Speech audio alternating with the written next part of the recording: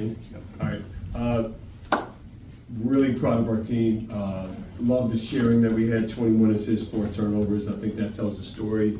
I thought our defensive effort was high level, and I'm just proud of our guys for the one-day prep. We didn't do anything on the floor. It was all walk-through film. I thought they had great attention to detail, and it was a great win for us to get our 24th win, 13th conference win, and really proud of them.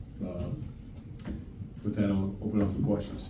John, it wasn't too long ago that we were asking you what was wrong with the second half offense. Tonight it was 61 points and whatever, 70% maybe. What clicked well in the second half?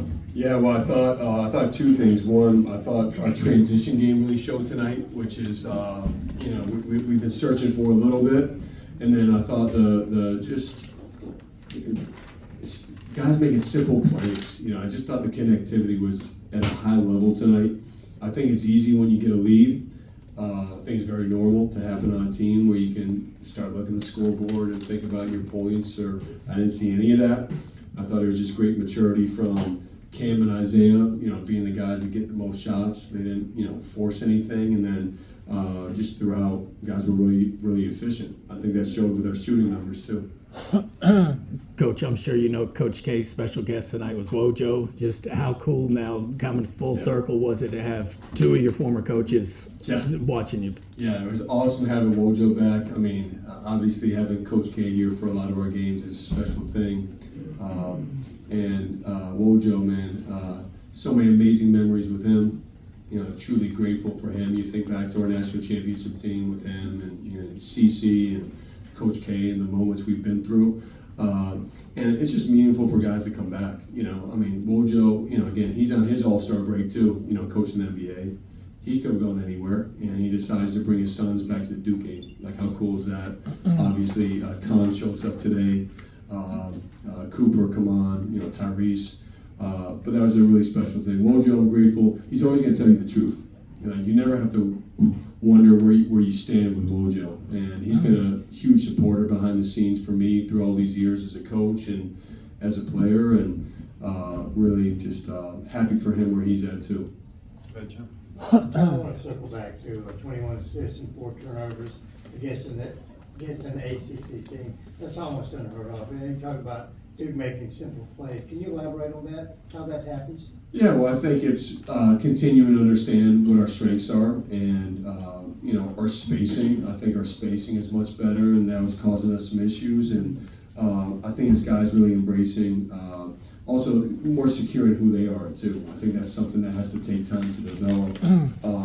I thought Caden and Nick came off the bench, man, and just had a great lift for us without, in their 5-7 and 5-6.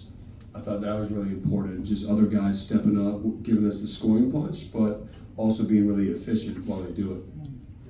Coach, I know there's lots of talk on inflection points. We all had that 14-3 run to get the double-digit lead in the first half. Just what allowed you guys to get that separation, and how big was it to close the half on an 11-0 run? It was huge. I love a good inflection point. I love a good inflection point, and our guys at the end of the first half.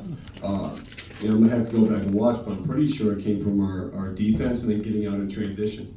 And that's historically how we've been able to get some special Duke runs. And I thought that was the making of it in the first half, and then the beginning of the second half. Hey, Coach, sorry to take this back a little bit, but Orange County District Attorney said that there's no evidence of a punch or whatever. Just want to see if you had your response to that, since you said you witnessed your staffer in the locker room with that. Yeah, well, look, I would like to focus on Syracuse, but I'll tell you that I know what I saw, and I know what happened with our staff after the game, and that's the bottom line. And I'm not going to go and circle back or get into I don't know what was said or wasn't said or what people want to claim, but I know what happened, and I'm always going to support our staff in those situations. And again, I could have even said more, and I'm not going to do that. But we're moving on, and really grateful for tonight's win, but I don't want to go back. Go ahead, Chip. Yeah, John, when you scheduled Michigan, I don't think you knew they'd be ranked number 1 when you got to them this year. You talked about the risk reward part of that the other night. Just more thoughts on the opportunity in front of you playing that team this weekend? Yeah, I mean, we knew they were going to be really good. I mean, it was very clear that they were going to be one of the best teams in the country, I think, when we scheduled this game. But, again, you don't know they're going to be number one, and you hope you're going to be really good. You never know before the season starts. And, you know, I love the fact where we are with our team, and I love the fact where they are. That's what this game should be all about. I think it's going to bring out the best in both teams, and to get a chance to have this game, you know, in February, neutral site, which all the postseason games will be played in this type of environment. I just think it's such an incredible opportunity for our group, and we'll be ready, and we'll grow and learn, and we'll get back to ACC play. Coach, talking about growth, I was wondering if you could talk about how Isaiah has stepped up as a leader in his sophomore year. Yeah, well, he's been very vocal. Isaiah's also really embraced the other aspects to his game besides just shooting and scoring, which he can obviously really do. And I love to see his engagement on defense. He's got a great voice in the locker room. He's really a great teammate where he's cheering for his guys on the court. And I'm just proud of his growth. I think he's grown in every way, you know, since he's been here. And I think that really has shown, especially the last two games, what he's done, you know, the consistency of the way he's playing. I'm really proud of. On that, can you talk a little bit about the progression of Dominique Sawyer and Caden Boozer? Maybe just elaborate on how they've been playing in practice and just that. Well, Dame and Caden both have grown so much. You know, Caden, his poise and competitiveness on the court, you know, really stands out to me. He's really elevated our team.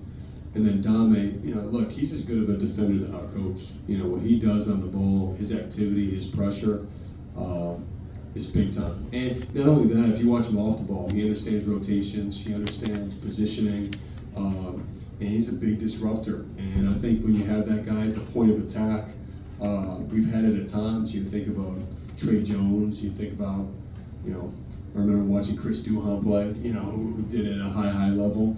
I think Dame's length makes it different, but I do feel he's that impactful. Hey, John.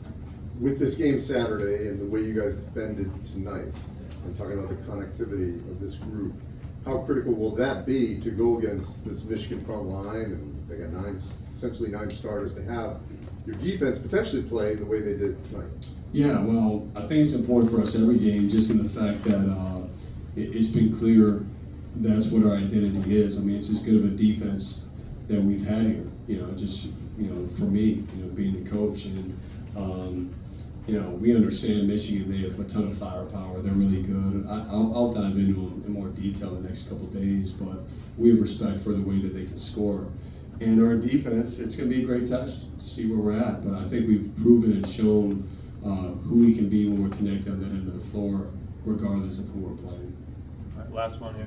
John, to circle things back to Dame, metrics and body type might not make for a comparison to Sion, but he's picking up full court just like Sion did last year. What do you like about that role so much for Dame?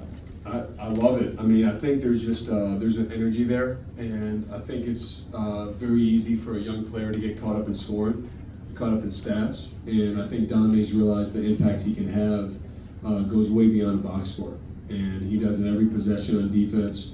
And I think his offense is growing too. You know, I mean, tonight he takes 4 shots, but I love the 3 assists, no turnovers. And he had a couple of really nice passes, really good drives. And I think if you ask any of our teammates, they love what he's picking up because it makes their life easier as well. All right, thank you guys.